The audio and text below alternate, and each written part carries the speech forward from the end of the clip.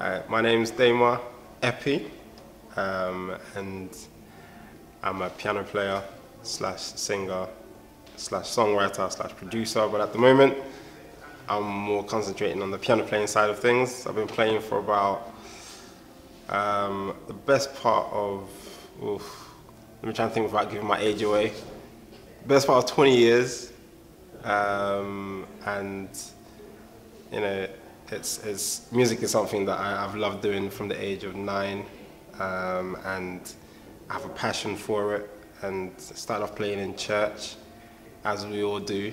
Those of us who grew up in church, we start off playing in church, and playing for different artists within the gospel industry and some outside of the gospel industry as well. And I just love playing. Music is my blood, music is my passion. And for those who know me, I always have earphones in my ear, listening to music. On the bus, I'm there closing my eyes, doing this, and people think I'm crazy, but it's just the passion I have for music. And I think it's something that I always strive to improve on a daily basis. I always try to look for ways to learn and improve my craft. I listen to a lot of artists, be it the usual gospel artists, Kurt Franklin's and Fred Hammond's and John P. Keys.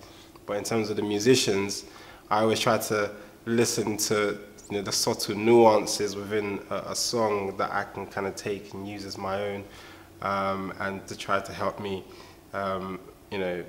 basically expand my knowledge. And I think, my whole thing when it comes to music is you're never too young or never too old to pick up an instrument. For me, obviously, the piano is my first love, and it's something that I always look to try and basically just embed myself in. The passion is there, and I think for those who aren't musically minded at the moment, or for those who probably don't play an instrument, pick up an instrument and play, because there's, like I said, you're never too young or never too old to pick up an instrument.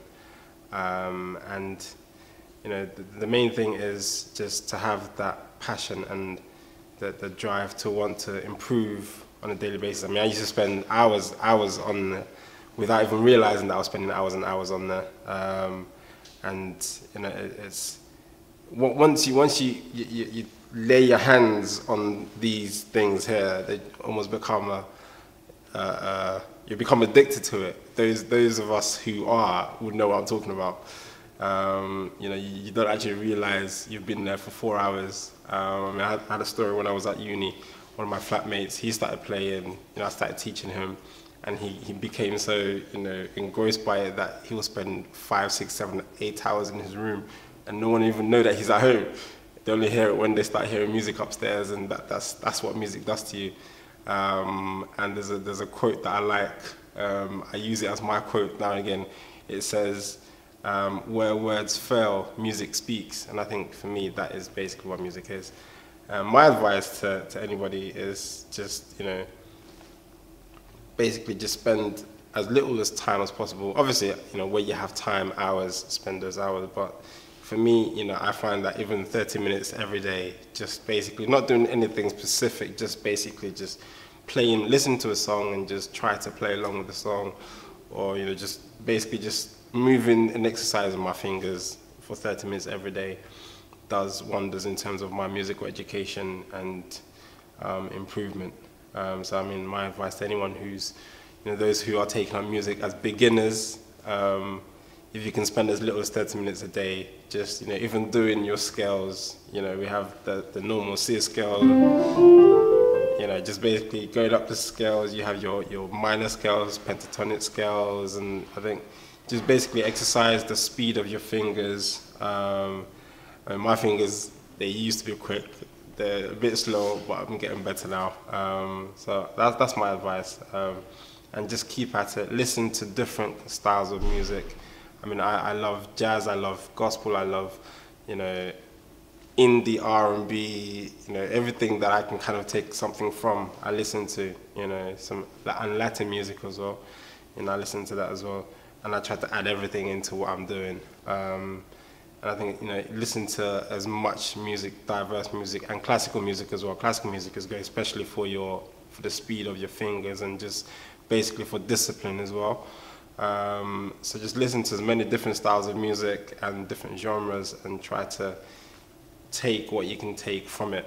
And also there's something I also like to say to people is that there's no such thing as a mistake when it comes to music. Especially when you're playing an instrument, a mistake, you know, someone might hear it. Obviously for well-trained ears, they can hear when you're trying to do something and they can hear when you didn't quite do it right. But, you know, when you're playing, you know, and you think, oh no, I didn't quite play that right, or, you know, I played the wrong note, there's no real such thing as a wrong note, because a wrong note can, you know, can translate into a different chord progression. So, you know, just experiment and do, you know, whatever comes to you in your mind to do, and just take it from there, really.